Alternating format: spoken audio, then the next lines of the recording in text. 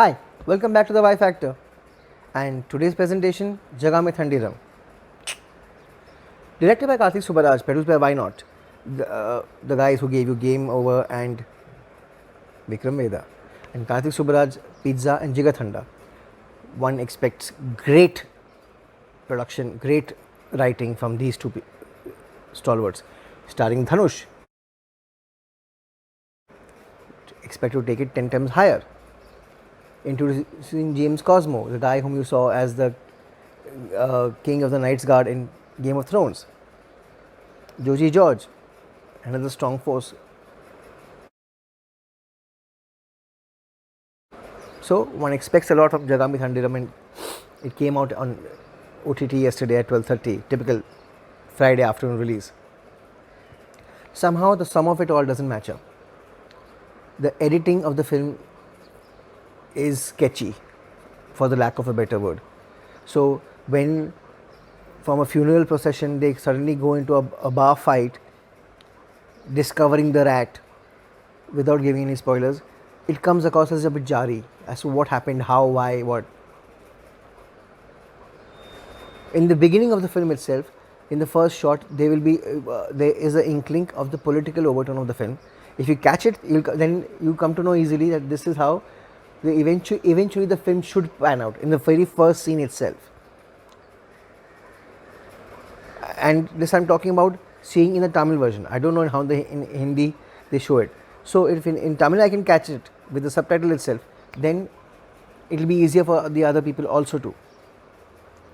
Having said that, one doesn't expect that it to be such a long film. It is a very long film. It could have been two different movies together, because that's what I felt about the character of Suruli being brought to London under a very way beyond logic scheme of an IT company, etc. They literally import a gangster to understand how a South Indian gang works in London, and so on and so forth. James Cosmo is good, very good in his role as Peter. Dhanush is brilliant in his performance. Joji George has less to do as Sivados. Dhanush is effervescent. Dhanush is upright. Dhanush is vulnerable. Dhanush is these one-liners.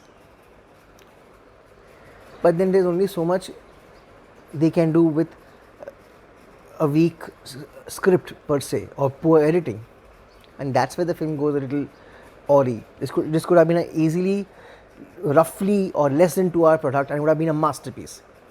Fast paced.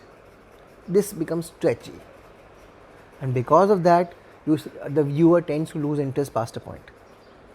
Long drawn scenes which leave a little impact. Besides the character of Murugesan, you don't resonate or you don't feel emotional for anybody else in the film. Nobody.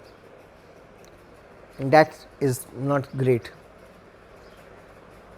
So having said that, yes, I do believe the producers did have a tough time getting the consent of all parties concerned to release this film on an OTT platform, because everybody wanted a theatrical release, which did not happen.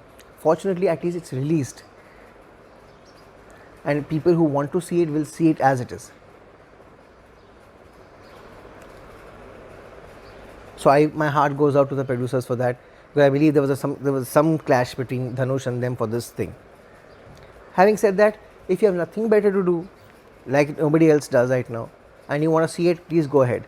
But is this a film which would add up to Karthik Subbaraj or Why Not's repertoire? No, it doesn't.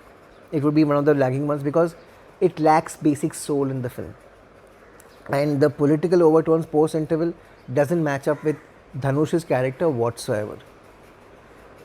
So having said that, I would go with a 2 out of 5, and it does not have the Y factor.